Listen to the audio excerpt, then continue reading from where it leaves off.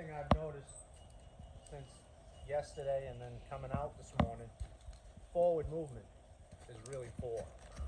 See, he just wants to go backwards or avoid or go sideways.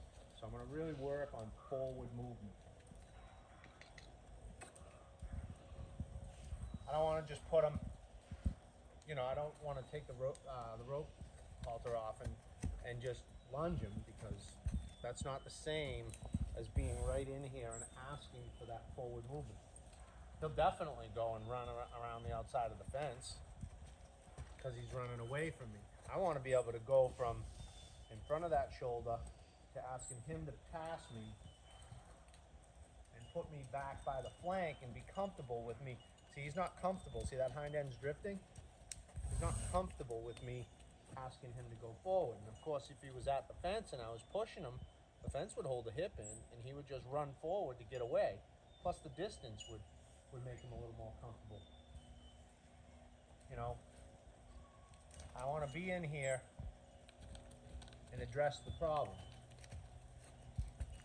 Now, if he was totally locked up, then maybe I might throw him out there and get him moving. But so here I want to change directions. And I just want, he's sliding out. I need to really encourage that forward. And you might notice, by the way, I'm holding my rope. I usually have 3 equal parts. So I am giving him a little distance to help him. And as it gets better, I'll choke up and I'll come in and I'll get a little bit more where I want to be, like this. And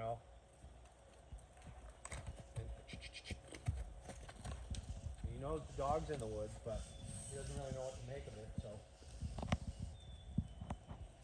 So I might just let him drift that hind end until it starts muscling up and filling up with blood, and he gets a real pump, and he says, geez, I'm doing an awful lot of circling here.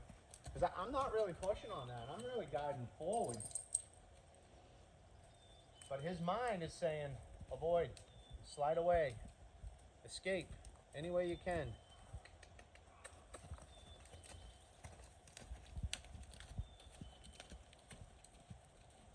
So I'm seeing a little softening here. So I might change directions, even though it's not great. Just cut him some slack. He's probably feeling a good burn in that hip. Maybe even in the shoulders, because he's crossing over in the front too. And so here I'm extra close. That's definitely shorter than this. So I'm extra close. And I want to make sure that everything here pushes forward. He's a little jumpy, so I'm just going to do a lot of extra moving until, see, he's leaning on my hand a little bit. You'll notice that the rope gets straight and slack, straight, slack, straight, slack, straight, slack. Yeah, now he's staying slack, so I can cut him some slack and say thanks. So worst thing you can do on a horse that's leaning on pressure is to try to hold him back, because you teach him to lean on that. Just let it go. And I don't mean let it go, but go from this to back to this again. And if he's not getting it, then when you come to this, do it with a little bit of a pop.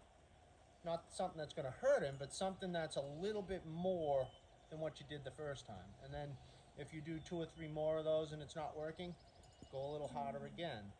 And, if he's not listening to any of that, then give him a sharp correction. He's avoiding everything else, so something's got to wake him up. But give him the chance to respond to the lighter stuff first,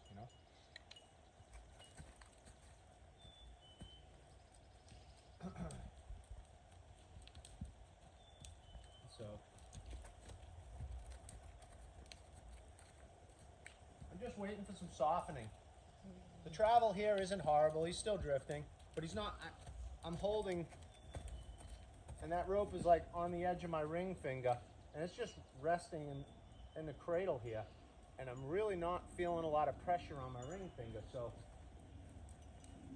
I'm just gonna stay here until he gets the idea of going forward. And so what I'm watching here is the ground where I want him to step. with his front feet. And they're going out sideways instead of forward. And so I'm just judging, and I might say, hey, get back here, get back here. See what it does to the hind end? So he's not going. I'm gonna come in here real abrupt and say, well, you know, if you're gonna avoid energy, I gotta put extra energy. And so right now, I'm triggering an emotion. Because he was locked up, even though it didn't look like a lot of energy there, that emotional energy that caused him to lock up, I'm guessing, and it's kind of hard. When they're actively expressing their emotions, it's easy to figure out how much energy you need to put.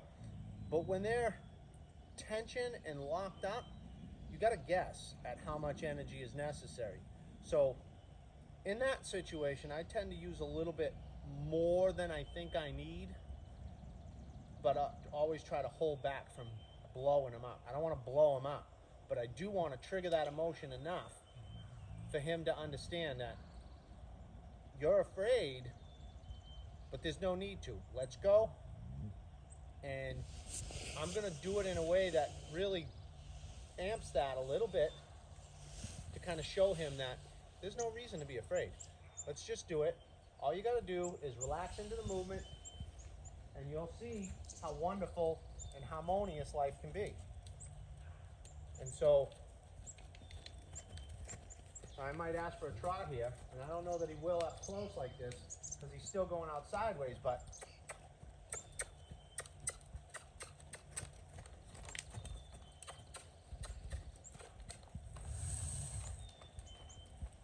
so he's still drifting. I'm letting the rope slide through my fingers. As long as he picks up the trot, I'm just maintaining what I'm feeling on my ring finger.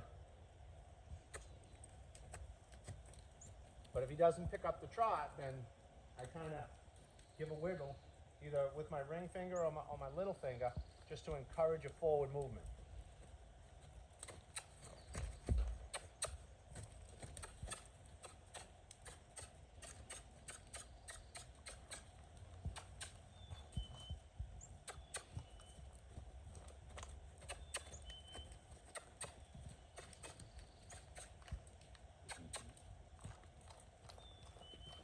As long as he picks up the trot, I'll let him get away from me.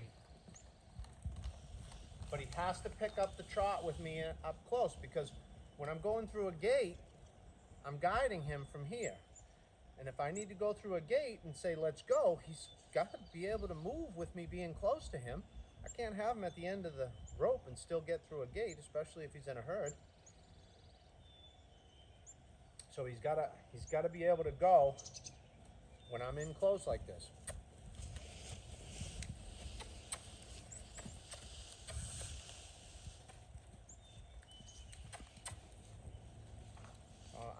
I'm trying to keep him in close, but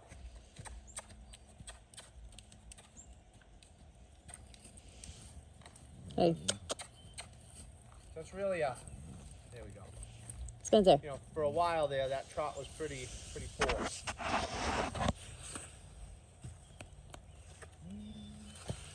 And again, this is just an exercise session, because he's been down and out for about a week now. So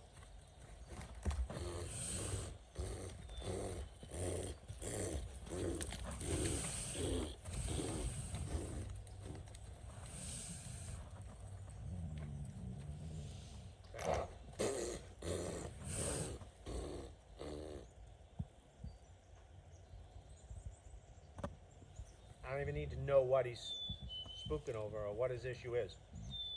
Anytime he does that, I'm going to make fun of him. I don't care. It doesn't matter, because it's usually nothing. And if he acts up and we, oh, baby, what's the matter? He's going to do it all the time and not learn to get through it. And he's got to learn to get through it. So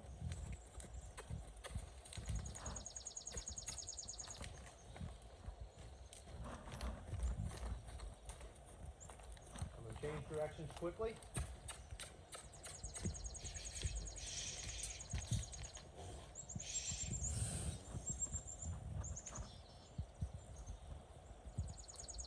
He was doing all this really good before. I'm not sure what's going on with him now.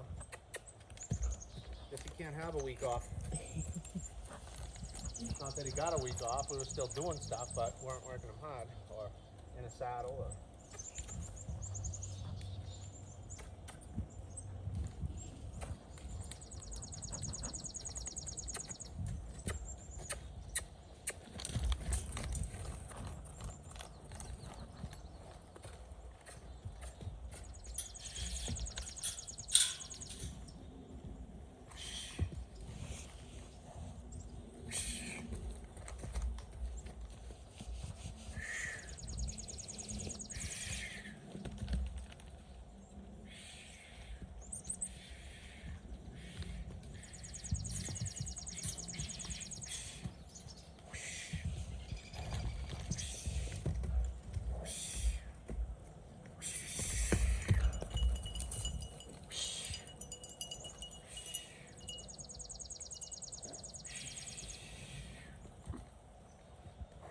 Notice that rope is sliding through my hand. I'm not holding him back.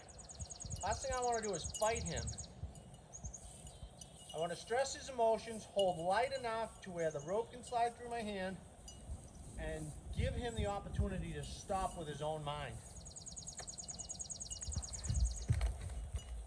You know, because he's overwhelmed, and I want him to know he can trust me, and then I'm not going to restrict him. I might grab and pull for a second, and sometimes I do lose myself.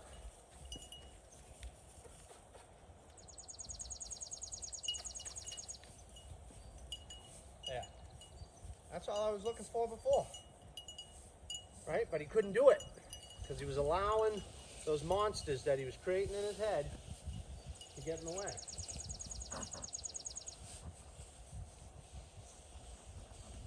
We just let him know, you're being goofy too much. You want to be scared? Here's something to be scared of. And even that's nothing to be scared of.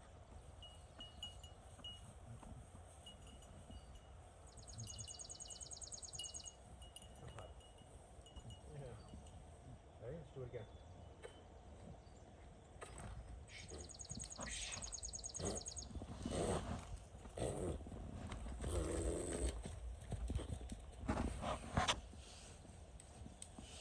So I don't know if you recognize the release that he gave to me and why I stopped giving him the raspberries. But his head up near his pole, so he's leaning on that, he's sliding. Oh, not bad. His head up near his pole softened for me. So that's why I stopped. And see right there, he's just kind of lowering and relaxing. So I want to cut him some slack anytime I see that stuff. Because what that's saying is he's releasing that interfering signal that's going back into the body. And we're not going to get rid of that tension. We're not going to get rid of that resistance. We're not going to get rid of the leaning, the escaping, the, you know, all the stuff we don't want. We're not going to get rid of it if we don't get the mind to filter it. And so he's got to learn how to filter it.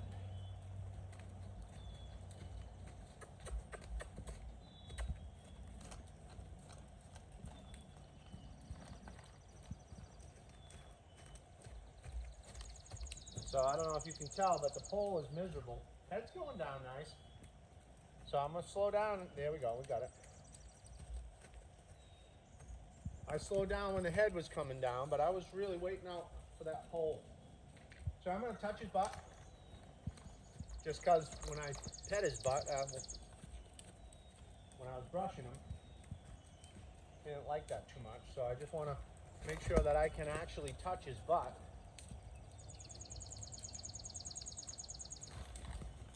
He's scooching for that. So I'm going to work on that in a way that I don't want to drive him forward. I kind of just want to toss the rope up and let it slide on his butt. And I'm going to wait till he's relaxed.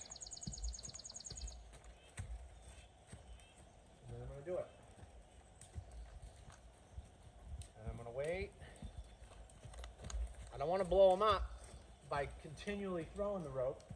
I'm just going to keep saying, slow down, it's no big deal, it's no big deal. And I'm going to throw it up. Now he leaves, that's okay. I'm just going to keep doing it. So now he's wicked.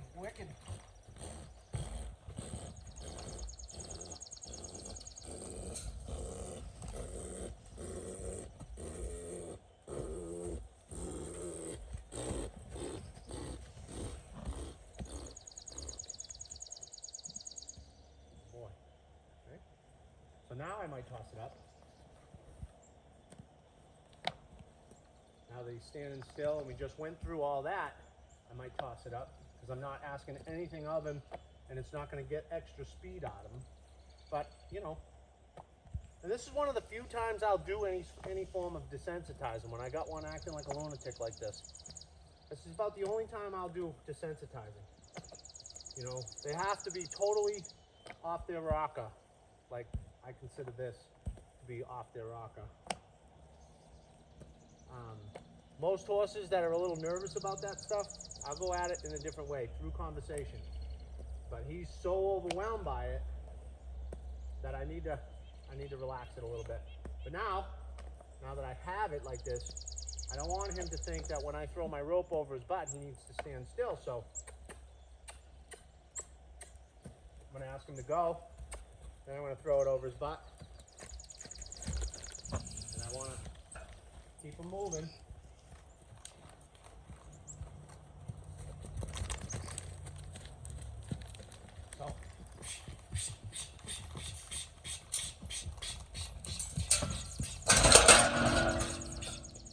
I'm just gonna toss it up, toss it up, toss it up.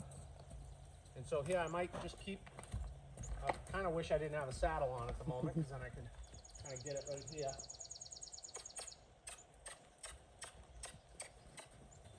And I can kind of flip it and just keep it right on his butt until he relaxes. But it fell off, so I'm gonna flip it up. Nope, I don't want you to stop. Alright, I'll let you stop for that. Give me a chance to clean it up.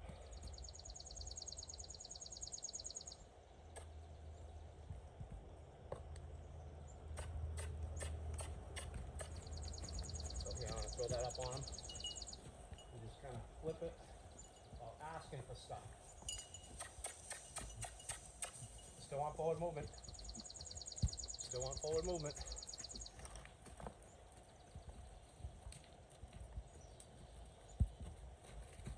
Right, so now I can kind of still get what I'm looking for and be able to throw. So I'm asking for a little bit. So now I'm going to talk to his hind end and say, let's go, come on, go forward. So now I can be a little bit more communicative with my requests. And now it means something to him. Let's see what we got in this direction. So here, it's not the same, so I might have to go up over him again. Let's see. Soften. Put it up. Soften. Put it up. Soften. Put it up. Soften. Put it up. Let it ride off. Let it ride off. I'm trying to get it up in that saddle crevice so that it doesn't fall off so easily. There it is. So now,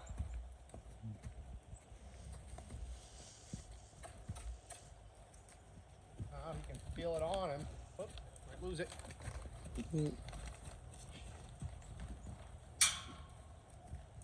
So here, now I might start touching his butt just regularly and see what happens. I got letting him out loose now. I'm just touching his butt. I don't want you to stop.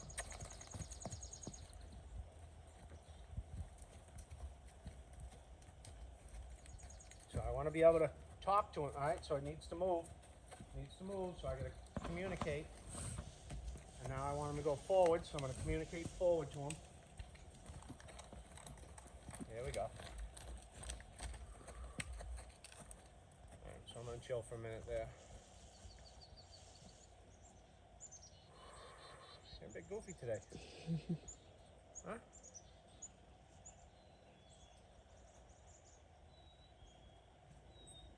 Yeah. What's your issue? Huh? Yeah. Go.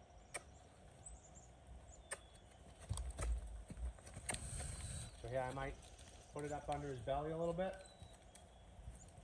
Because I remember a couple of times that I did ride him when he wasn't listening to my leg very well and I lifted my heel, it got a pretty quick reaction out of him. So I want to make sure that I can actually touch him with the rope and not get a ridiculous reaction out of him. And you know, I might even grab onto this and see how that, yeah. So I might.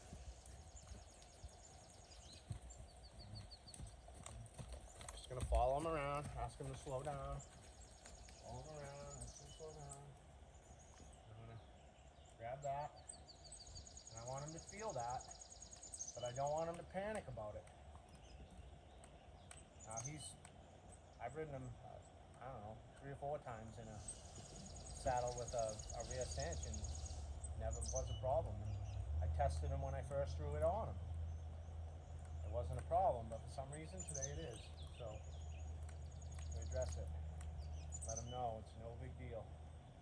So now I'm going to ask him to go and talk to him.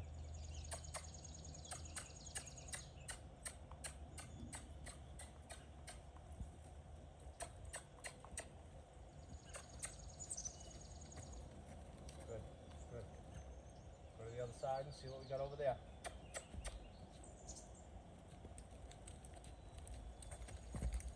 So we got a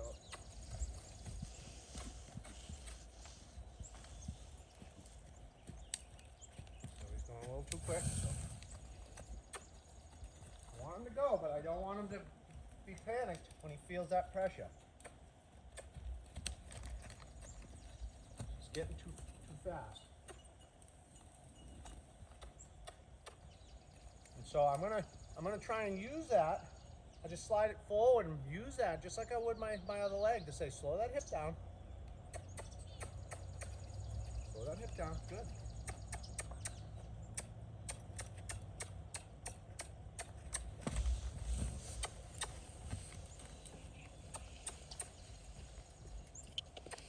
So there we go. He's not learning, there it is. Learning to stay within.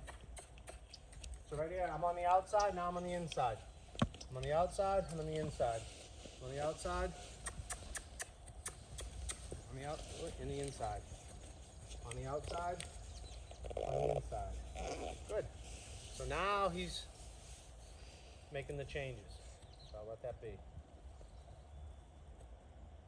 And I think I'm going to call this good for him, I think. He just had to go through an awful lot of emotional triggers. And I think he recovered from them very well, so I'll put him away. See how he does tied up over here while I take the saddle off.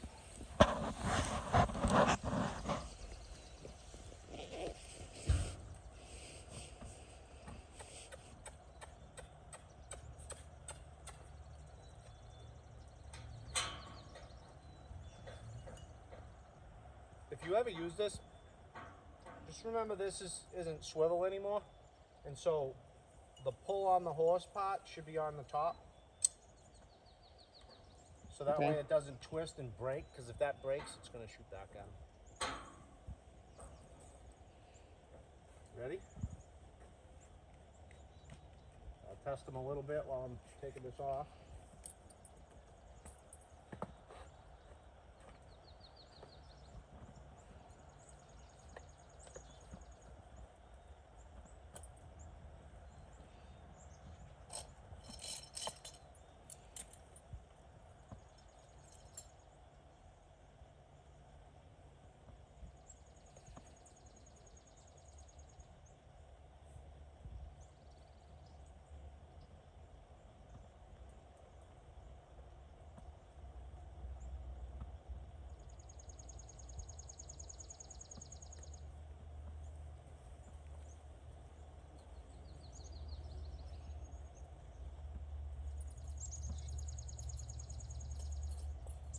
going to make as much noise as I can over here because it seemed when I was starting to girth him up earlier that he was getting a little emotional with the sound of the rollers. So I'm not going to...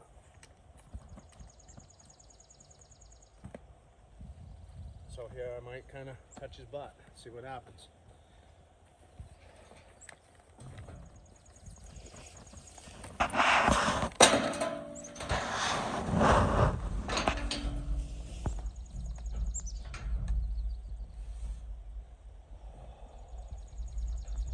And I'm going to give him a quick brushing.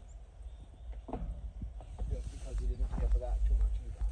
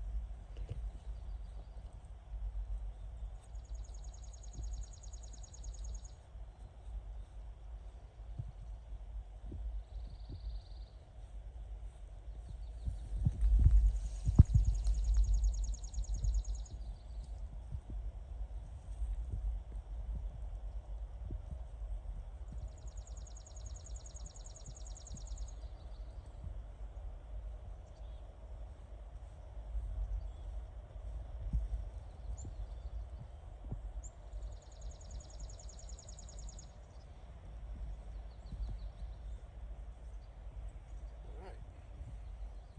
So I'm going to kind of mess with his butt a little bit.